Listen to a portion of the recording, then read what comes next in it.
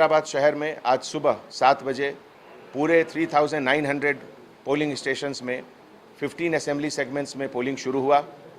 अभी तक के हिसाब से 48 to 50% पोलिंग ऑलरेडी हो चुका है।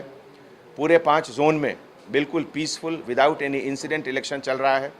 लास्ट 2 आवर्स बहुत क्रूशियल होता है और ऐसे समय में हमारे पूरे senior officers, additional CPs, joint CP, DCP, ACP, ये लोग सब वल्नरेबल एरिया में, क्रिटिकल एरिया में घूम रहे हैं।